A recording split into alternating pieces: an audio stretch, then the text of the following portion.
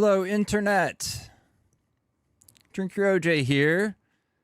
And I woke up this morning to hear some news that I thought I could use to make a very quick video that actually comes in at under 30 minutes. And that's obviously my primary motivation here is the content on my channel. The facade of what I present there is much more important than the substance of anything that comes in that content. Of course, I don't have any actual feelings about Dianne Feinstein. No, that's not true at all. I have very mixed feelings about, I have had very mixed feelings about the entire situation. And honestly, as morbid as this sounds, just saying it outright, I'm frankly glad that she has passed on. And that's obviously not because I enjoy when people die, but she has not been in good shape for a long time, and no one can deny that. No one has denied that. No one has been denying that. It's been an obvious weekend at Bernie's situation for quite a while now, and it's been disgusting and sick and just depraved and not fair to anybody in the United States, particularly the people of the state of California who she's supposed to be serving. And it was just a bad situation and a bad look for the Democrats. And they really didn't have any way out of it except for her to pass away. And so, as unfortunate as it is when that happens, I'm glad to know that now she's not being used as a political prop anymore, and that she can actually rest in peace as she deserves. So there's a thing going on live right now on Capitol Hill where some senators are talking about Dianne Feinstein. Let's see. I'm going to put the playback speed way up here at like 1.5. Peek in and see just what they're talking about a little bit. See if there's anything to respond to there. That was Dianne Feinstein. May she rest in peace, and may her legacy continue to inspire us all. Thank you, Mr. President. I yield the floor. Mr. President. Senator from Washington. Mr. President, I follow my colleague from California. Let's speed this up even more. And I believe he said it correctly. The legacy of Dianne Feinstein. Our colleagues are in shock today, even though we knew Dianne was ill, even though we knew she was 90 years old, even though we knew she was the longest-serving woman senator. The fortitude that she showed and demonstrated was constant. Sitting here just a few months ago in all-night Votorama sessions, when the youngest of us would want to crawl into our hideaways and all the good sip things coffee that at 2 a.m. We know there's plenty was at her of desk good voting. things. At 90, she had the fortitude to Senator Pia, but 1992, the year of the woman, the national convention, my first national convention, young lawyer, and there she was on the stage with Senator Boxer, that groundbreaking year. So people just talking about her legacy and et cetera, which, you know, I would expect and obviously don't have any problems with. That's the kind of thing that you do when a senator passes away, or indeed any kind of colleague. I would hope that people would express their gratitude for that person. So with all that being said, I already said what I think about the situation that was going on prior to this news coming out and her actually passing away. So I don't know what the immediate next steps are. Now, Gavin Newsom will have to appoint an interim replacement to serve as senator in Feinstein's, I don't know if absence is the right word still. I don't know, but she ain't coming back to serve where she would be serving if she were still alive. And so he previously had promised that he would put a black woman in that position. Now, the obvious choice that meets that criteria is Lee, I think is her name. I'm drawing a blank now. But no, I need to look that up. Gavin Newsom, I want to say her name is Lee. Gavin Newsom, senator appointment.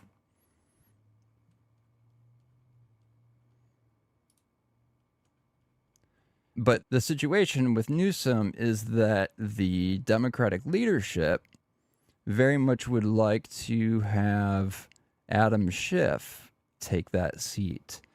Barbara Lee. So yeah, I had the Lee part right. I couldn't remember her first name. So right now there is an election taking place for that Senate seat that is now vacated by Senator Feinstein.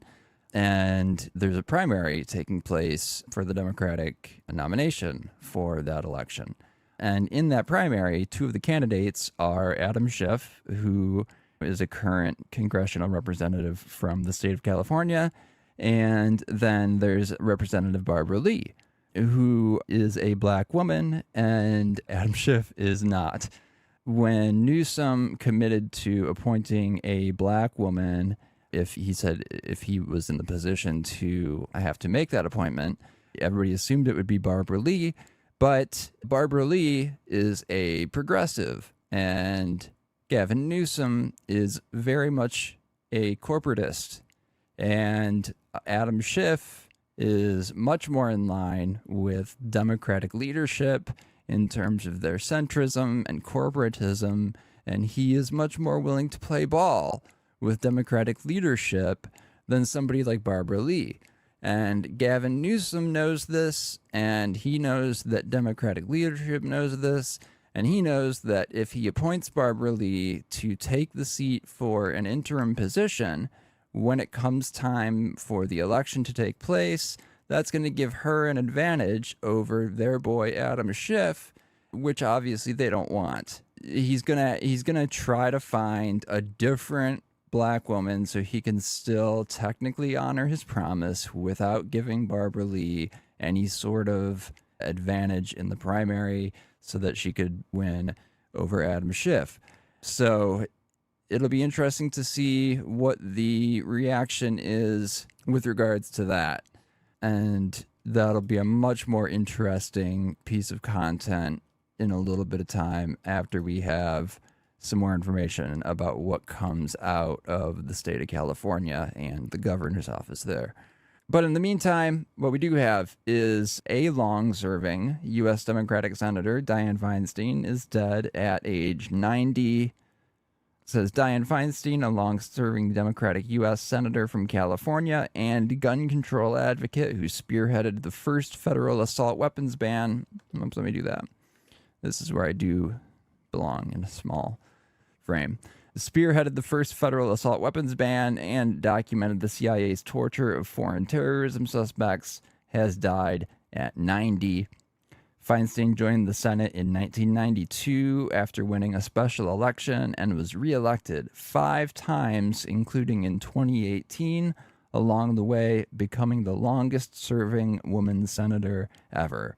Now, while obviously somebody has to be the longest serving senator ever, this obviously raises the whole issue of term limits and brings to mind the fact that the two apparent leading candidates for president of the United States in the 2024 election, the leading candidate in both parties, those being Donald Trump and Joe Biden, for the Republicans and the Democrats, respectively, are both, well, I don't think Donald Trump is over 80, but Biden is. And I think Trump would be by the time the term is done.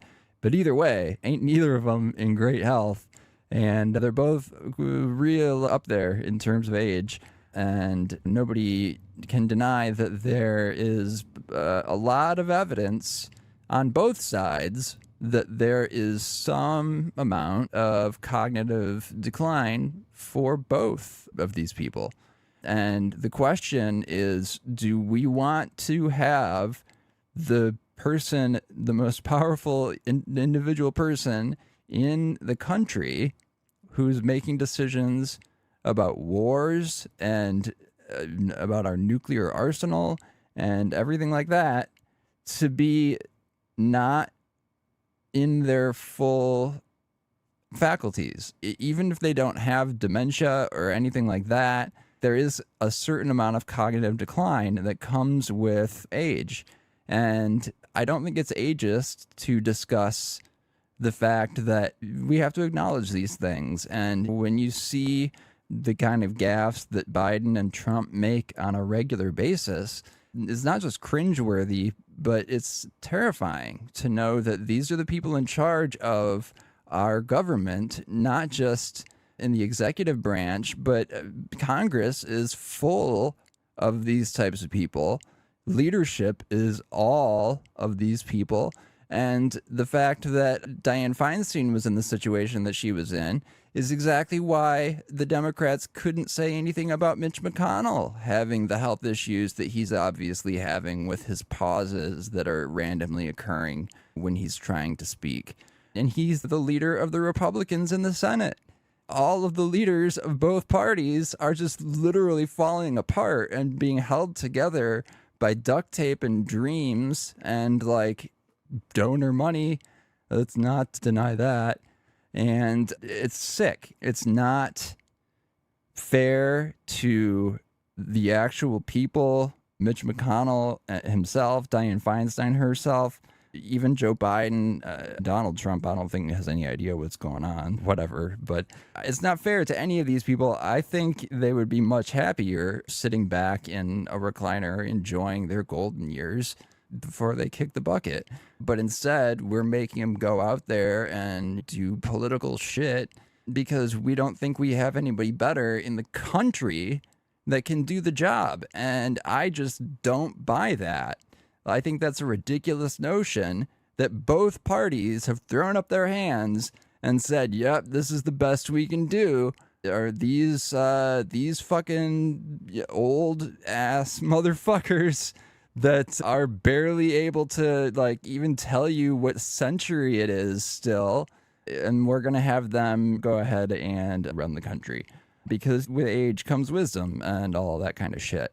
And there's a certain amount of truth to that, but I also think that there is diminishing returns at a certain point, and that with youth also comes the flexibility and awareness to learn new things when necessary, as opposed to doubling down on the same old shit that you've done for your entire life and has maybe worked up until that point in your life, but is not going to continue to work anymore. And everybody else can see the writing on the wall, but you don't because you have 40 or 50 or 70 years of bias behind you. I think that's the main reason that Joe Biden hasn't done anything with regards to, I mean, I won't say he hasn't done anything, but he has done very little compared to what he could have done with regards to legalization of cannabis and actually descheduling cannabis. And so he did make the recommendation to have it reevaluated, and so it likely will be rescheduled.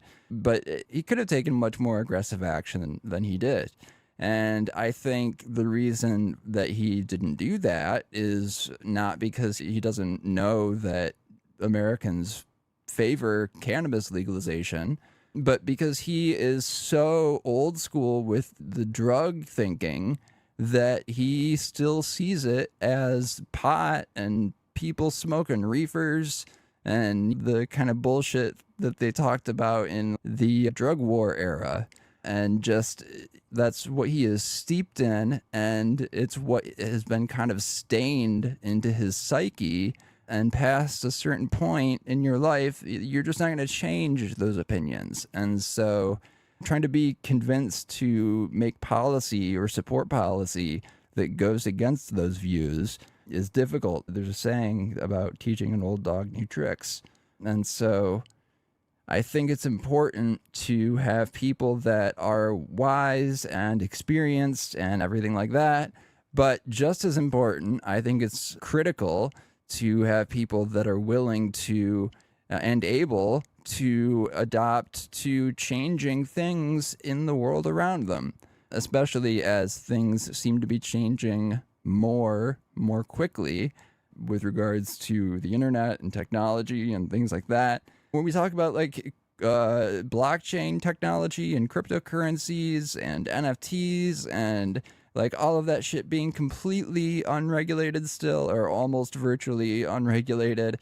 And to the extent that it is regulated, it's only because of old laws that were written for something totally different that just so happened to apply to this new thing still. But nothing has been written specifically for this new technology because nobody that's in a position to write laws for anything has any fucking idea what the technology is or how it works. And so they don't know what to do about it, or even whether to believe it's good or bad. So they just do what their donors tell them, and everybody goes to their tribes and sides with everything and picks up their talking points and then runs with the moronic whatever instead of actually thinking about facts and evaluating the situation on its own merits. Anyway, I'm getting sidetracked and this video is starting to get too long, and that's what happens here. So let's finish the article and then I'll get into this stuff again later after we have more information about all of this. So back to Dianne Feinstein. She joined the Senate in 1992, became the longest serving woman senator ever. Her career was shaped by guns. She became San Francisco's mayor in 1978 upon the assassination of Mayor George Moscone and Supervisor Harvey Milk. Feinstein was the president of the San Francisco County Board of Supervisors when Moscone and Milk were gunned down by a former supervisor, Dan White. After hearing the gunshots, she rushed to Milk's office. While searching for his pulse, her finger found a bullet hole. Feinstein said the horror of that experience never left her, and she went on to author the federal ban on military-style assault weapons that lasted from 1994 until its 2004 expiration. "This is a gun-happy nation, and everyone can have their gun," Feinstein said in a May 2021 mass shooting in her home state as she lamented years of congressional failure to pass new gun control laws to guard against the killing of innocents. Feinstein led a renewed effort for tougher gun laws, including her fresh ban on assault-style weapons after a 2012 massacre of 20 children and 6 adults at a Connecticut elementary school. The legislation encountered furious opposition from Republicans and gun rights activists and failed in the Senate. Health issues slowed Feinstein late in her career when she was the oldest senator at the time. She announced in February 2023 that she would not seek re-election the following year and was sidelined from Congress for 3 months, ending in May of that year. It's not all sunshine and rainbows. Feinstein defended U.S. surveillance programs exposed in 2013 by a National Security Agency contractor named Edward Snowden, a leak she called an act of treason. During Republican George W. Bush's presidency, Feinstein backed the 2002 Iraq War resolution, but later voiced regret. She supported Bush's Patriot Act to help help track terrorism suspects, but criticized him for authorizing spying on U.S. residents without court approval. She castigated Trump in 2021 after his supporters attacked the Capitol in a failed bid to overturn Democrat Joe Biden's 2020 election victory. She said Trump was responsible for this madness for inciting people to violence with false claims of widespread election fraud. She ran for governor in 1990, winning the Democratic primary, but losing to Republican Pete Wilson in the general election. Feinstein then ran in 1992 for the Senate seat that Wilson had previously held, easily defeating the Republican appointed to the seat. She became California's longest-serving senator and its first woman elected to the chamber.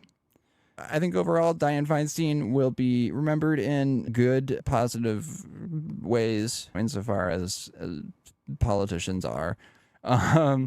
I'm not going to act like she was like a model, amazing senator or anything like that, but she wasn't bad. She certainly wasn't a bad person. And to the extent that any politicians make decisions that we ourselves may not agree with, we always have to remember that different people have different priorities in their lives, and different priorities and different biases lead to different kinds of motivations. It's impossible for any one person to ever look at a situation in somebody else's life and be able to judge that with total understanding, because you haven't lived that person's life. You don't know all the miles that they've walked in their shoes that led to them making that decision, so you can't say whether you would do differently, because again, you just haven't lived the life that they have lived that led to that point. And all those things contribute to the decision made in that moment. With that in mind, yeah, I think it's important to remember that everybody has some good points and some bad points. But the thing that we really need to take away from this is that we, one, need to have some fucking term limits in our federal government, different seats, or different offices, I should say, so that this kind of situation doesn't happen, because incumbents are more likely to be reelected. So this is inclined to happen on its own. So we want to prevent that in the future. And then second, they do have age restrictions on a lower level, a lower limit in the Constitution and elsewhere. And we might want to look at possibly putting upper restrictions on that, or using some other method for evaluating somebody's state of mind before they are allowed to serve in office. That's all I'll say on the topic for now, and I'm starting to ramble and I'm starting to run out of time anyway, so I hope everybody has a great day, and I think everybody is awesome, and I love all of you guys, and this is Drink Your OJ, and I'm going away now. Bye, everybody.